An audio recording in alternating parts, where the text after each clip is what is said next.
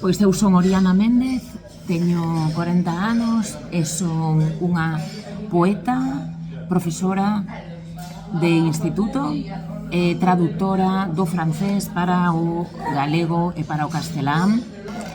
E vivo en Vigo, que é unha cidade que está na costa atlántica, lindando con Portugal. Eli Oriana kertoi siinä omasta taustastaan. Hän on 40 vuotta, hän on Viigusta ja Atlantin rannikolta. Oriana on opettaja, kääntäjä ja hän kääntää ranskasta espanjaan ja äidinkielelleen galleguksi. O compromiso coa defensa da lingua, coa cuestión lingüística en Galicia está moi presente na miña xeración, pero tamén é algo que xa estaba presente nas xeracións anteriores e que se inicia sobre todo no século XIX, a partir do século XIX, non? E que despois tamén toma moito protagonismo despois do franquismo, porque toda a época do franquismo foi unha época de persecución e de ilegalidade para a lingua galega. Entón, despois desa etapa, hai un apoio e unha recuperación forte da lingua, non? Eu inclúome entre esas, digamos, ese colectivo de persoas que defenden a lingua, claro, a diversidade lingüística, en todo caso. Non só o galego, a diversidade lingüística. Eli Oriana kertoo tässä, että lingvistisen moninaisuuden puolustaminen on ollut tärkeää galicialaisille kirjailijoille jo 1800-luvulta lähtien. Se ei ole mikään ihan uusi asia, vaikka myös hänen sukupolvensa on siitä kiinnostunut ja on omistautunut sille asialle, galegun kielelle ja kulttuurille. Tietysti erityisesti Francon aikaan kaikki vähemmistökielet oli repressoituja, ei ollut minkäännäköistä lingvististä vapautta. Ja tietysti Oriana puhuu tässä, että hän on moninaisuuden ja monikielisyyden puolesta. A importancia, como ti preguntas, Rita, de construir ou de descentralizar os poderes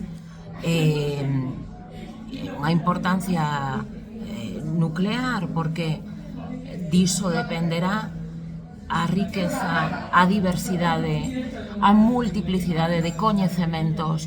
Ten isto que ver tamén co que dicíamos antes da diversidade lingüística, non? O feito de construir os centros de poder e de expandilos vai nos permitir a todos, non? Enriquecernos, ou todos coñecer, non? Outras formas de ver o mundo, outras formas de crear tamén, outras formas de estar no mundo, no? Oriana tässä kertoo, että tämä desentralisaatio ja nimenomaan uusien valtojen ja marginalisoitujen valtojen avaaminen on tärkeää. Se on keskeisen tärkeä kysymys, koska se lisää nimenomaan tätä lingvististä diversiteettiä ja antaa tämän mahdollisuuden. Seuraava kysymys on sitten, että kuinka kääntäjä, traductora, voi omalla työllään lisätä tätä lingvististä kielellistä diversiteettiä. Miten hän voi siinä olla aktiivinen? Nesta cuestión da deconstrución ou da diversidade de centros é fundamental precisamente o labor da traducción. É un labor fundamental. En Galicia, a traducción de textos estranxeiros, de textos franceses, escritos en inglés, en alemán, noutras linguas, para o galego, foi moi importante dende os inicios do século XX, porque iso permitíanos acceder a textos doutras linguas, incluso linguas ben alleas, ben afastadas, directamente, sen pasar polo castelán. Pasar polo castelán, por traducións en castelán, é estupendo, é bo, é enriquecedor. Pero tamén podemos facelo para o galego directamente. Explícome.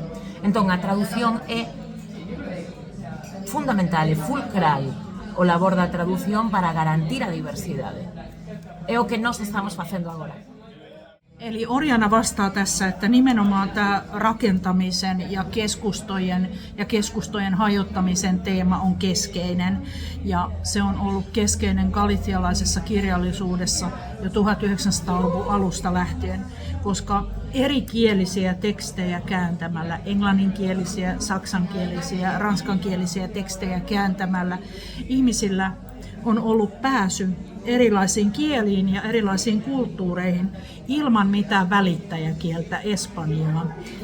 Ja tämä on edelleenkin tärkeä ja se jatkuu se työ edelleen nuorten kirjailijoiden keskuudessa. Temas colonialistas na miña poesía probablemente están presentes do mesmo xeito que poden estar presentes os temas de xénero. É dicir, no meu caso, non sempre dunha maneira moi explícita, dunha maneira moi, se queres, tense dito na nosa lingua panfletaria, non? Pero están inevitablemente. Do mesmo xeito que, aínda que eu non escriba un poema con vontade de escribir un poema feminista, vai estar seguramente en todo o que eu escriba a pegada de ser unha muller do meu tempo neste lugar do mundo. ¿Y tens un exemplo concreto sobre colonialismo na tua poesía? Bueno, os primeiros libros eran libros máis políticos, foron libros máis políticos que os últimos. O que sí é certo é que eu sempre fuxín, podemos dicir que fuxín dunha poesía que eu interpretaba como moi evidente. A min interésame unha poesía máis experimental ou máis, que se vencella coas vanguardas ou máis experimental ou coa exploración, non, de novas formas, non? Pero sí é certo que hai unha vontade nos meus primeiros libros máis política, non? Algúns versos claramente políticos de defensa, non? De Galicia, digamos. Eli Orjana tässä kertoi, että kolonialistiset teemat ovat tietysti ihan samalla tavalla läsnä hänen runoudessaan kuin vaikka sukupuoli tai sukupuolet. Eli ne ei ole sinne pamfletinomaisesti, ohjelmallisesti tai eksplisiittisesti kirjoitettuja, vaan ne tulee sieltä jostain rivien välistä. Ja mitä tulee sitten tähän poliittisuuteen tavallaan ja näihin kolonialistisiin teemoihin, niin niitä on ollut ehkä enemmänkin siellä Orjanan ensimmäisissä kirjoissa, jotka on olleet poliittisempia kuin nämä hänen uudemmat kirjansa. Ja ensimmäisissä kirjoissa hän on myöskin halunnut lähestyä avantgardistisia liikkeitä ja kokeilla uusilla muodoilla. Se on ollut hänelle tärkeää ihan ensimmäisissä runokirjoissa. Mañana, que será día 27, creo, de marzo, va a ter lugar un recital de poesía organizado por la Real Academia Galega, na Coruña, en homenaxe a Luis Seoane.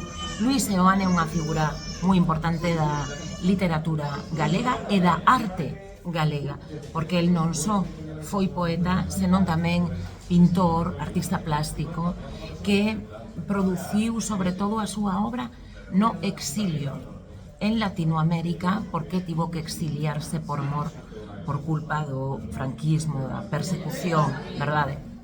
Entón, nesta recital, os poetas temos que ler un poema noso, un poema da nosa autoría, que faga un diálogo, unha relación con un poema de Luis Seoane ou unha obra plástica, unha pintura de Luis Seoane. Eu escollín esta pintura de Luis Seoane, esta obra de Luis Seoane, que son como dúas mulleres paralelas, non? Paralelas, como moi parecidas. O título desta obra é Figuras estáticas. Figuras estáticas. Eli huomenna Oriana esiintyy Real Academia Gallegan tilaisuudessa, joka on kunniaosoitus kirjailijataiteilija Luis Seuanelle, joka on ollut tärkeä figuuri galicialaisessa taiteessa. Ja hän on elänyt maan pakolaisuudessa. Francon aikana hän on joutunut lähteä latinalaiseen Amerikkaan. Ja tämä runo, jonka Oriana huomenna lukee, on dialogissa tämän Seuanen taideteoksen kaksi samankaltaista naista on siinä teoksessa. Ja Oriana lukee nyt tämän runonsa galleguksi. A Irmá recolle as súas as e por unha fístula de sol abre o seu torso desde o centro. O contido esencia interior flúe como a lentitude ambarina do mel. Un fío deslízase entre areas de duna salvaxe, cae e afúndese, comeza a tece máis fondo por si soa, cegamente até onde, sen se desenfiar, cara a todos os lugares subterráneos, cara aos bosques mariños. Se coserse é un dicir siamés, está coséndose a Irmá a todos os lugares ocultos, bordada por un filamento nervio secreto do corazón. O irmán érguese e fita. Se as miñas as abertas en abano carecen de sombra, se carezo de sombra, asme amar, non marcharei. O irmán arrédase do fulgor do seu propio voo, afasta o corpo do seu nome propio, percorre coa ollada as vereas tecidas baixo a superficie do areal, até onde, por un fío de Irmá que non se desfai e nos ecos de si mesmo di: sondar o inferno para coñecer a altura do ceo. Dille: non marcharei.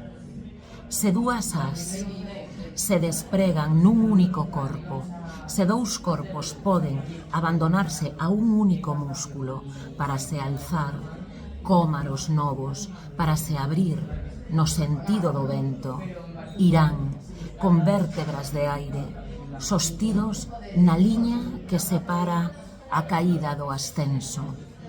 Ferve a noite sobre o lombo dun senlleiro corpo escrito que pode, si, pode voar.